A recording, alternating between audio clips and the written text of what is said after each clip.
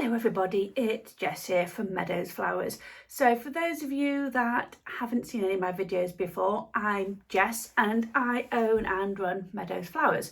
So I'm a fairly small scale, so artisan as we like to call ourselves, cut flower farmer and studio florist based here in Staffordshire in the UK. So what I thought I'd do today is have a little chat to you about sustainability in floristry.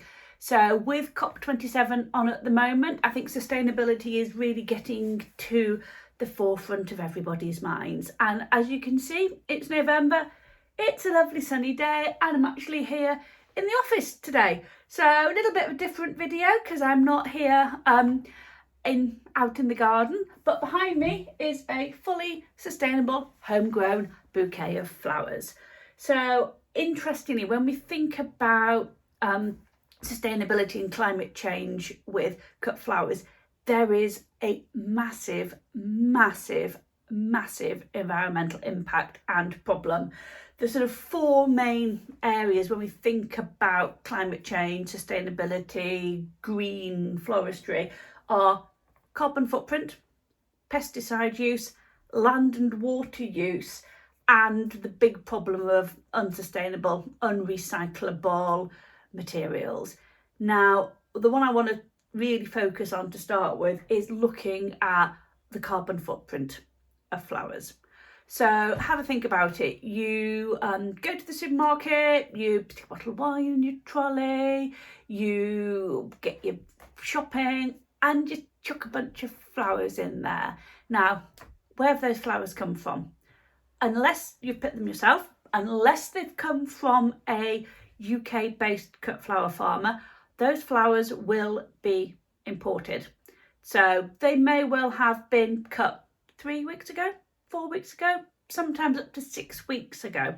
So they will have been chilled, they will have been doused in pesticides, and they will have been flown at least halfway around the world to a Dutch auction, and then they'll be flown to the UK, repackaged in your Tesco, M&S, whatever packaging, and resold to you, the end consumer. So I think there was a study that was done as part of an MSc dissertation, and I'll stick the links in the commentary on this. I found this really interesting. So my background is I used to be a vet. And I now still slightly work in the industry, but I love my floristry and this is my passion. And I'm used to digesting evidence-based material. And there's a lot of speculation out there, a lot of chat, but when you actually read the studies, the facts are quite scary. So to give you an idea, your standard supermarket, 15 quid, bunch of flowers has a CO2 emission of about 35 kilos of CO2. Okay? If you want to fly from London to Paris in economy, the lowest CO2 emissions you can get, your CO2 emission will be 58 kilos. So one bunch of flowers is 60% as bad as a flight. We're all trying to reduce our flights. Why aren't we reducing our CO2 emissions of our flowers? Think about it. It's quite scary. So to give you an idea, a bunch of British flowers, if you buy them from a florist, from the supermarket, because they will have been transported, CO2 emission is about 10% of that. So it's about 3 kilos of CO2.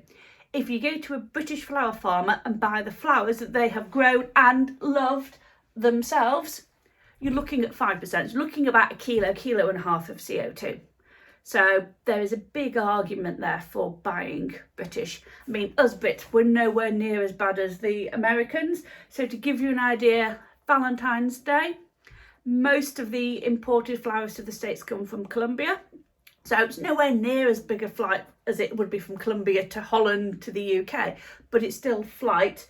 To give you an idea, the equivalent of the flowers that were just flown in for Valentine's Day was the equivalent of driving 78,000 standard cars for 1 year.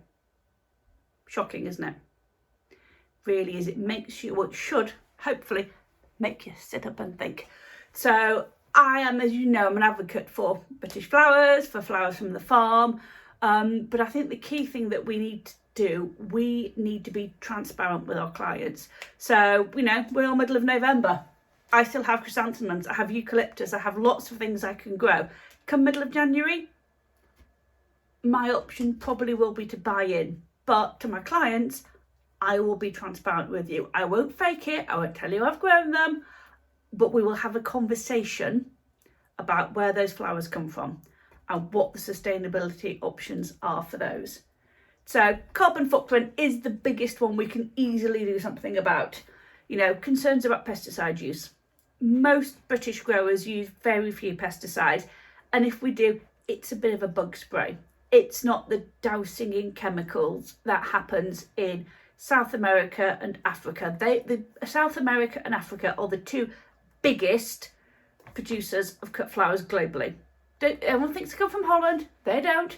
They come from Ecuador, Colombia, Kenya, Ethiopia. They are our key problem areas, and these are using huge amounts of pesticide use. There have been studies done on children's growth rates, on brain activity, showing that the pesticides that are used on these flowers cause massive environmental impact. So again, talk to your British flower farmer. Do you use pesticides? If you do, what level do you use them at? More and more of us are trying to go organic. Can be difficult. So again, honest. Just be honest with people. Ask the question as a consumer. The scary one is land and water use. So I saw an article the other week on a website of one of our big, order your flowers online and your local florist delivers them website, saying that imported flowers are far better than British flowers because they give jobs to people. Think about it. If I can grow flowers, I can grow food. So just think that one through. So they're saying that flowers grown in Kenya are good for the environment and good because they give people jobs. So yes, whilst they may help support local, can't even remember the word now, local communities, some of the water and land use is scary. So like Lake Naivasha, I think that's how you pronounce it, not very good on that, in Kenya, half of all of the water from that lake is used for cut flower farming. And we have droughts and we have water shortages. Again, think about it. I didn't want this video to be hard hitting, but I think some of these facts and figures are quite scary. And then the big one that as florists we all have to put our hands up to is unsustainable packaging and materials.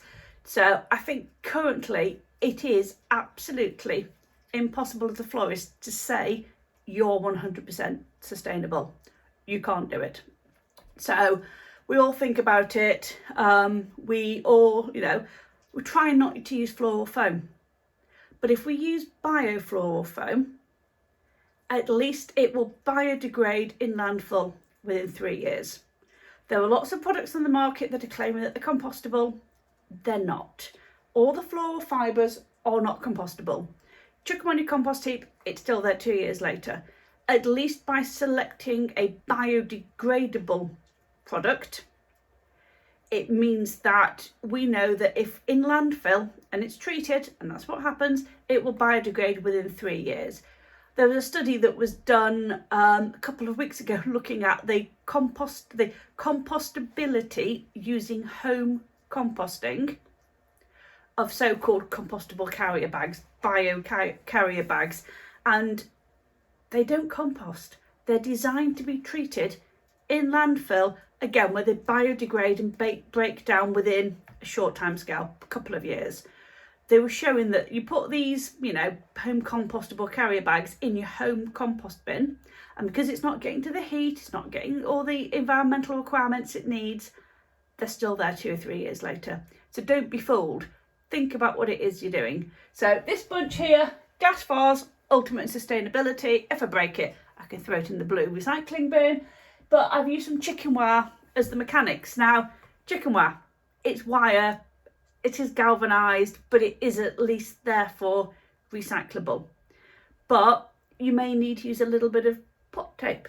So a little bit of plastic tape. the whole thing's in place. So I think any florist that says they are 100% sustainable is lying to you. So we all now try and use more moss and chicken wire and media that mean we haven't got to be using the floor foam and all those sorts of things. But question for you, how sustainable is moss? We're all trying to reduce the use of peat. Is moss going to be the next peat? And on that note, I'll leave you to have a think. Really value your comments on this one, everybody, and just to see where your thoughts are going with the whole sustainable floristry thing. But my top tips are: buy British, ask questions, and we as florists need to be honest with our clients. So as I said, any florist that goes, I'm all sustainable, ask the questions, dig deeper. I'm going to leave that one with you. Anyway, I've been Jess. As always, if you like what you see, please like the video, click subscribe to subscribe to my channel, and I will see you next time. So apologies for the little bit of a rant and diatribe this morning, but as I said, it's what I wanted to have a little conversation about. I'll see you soon.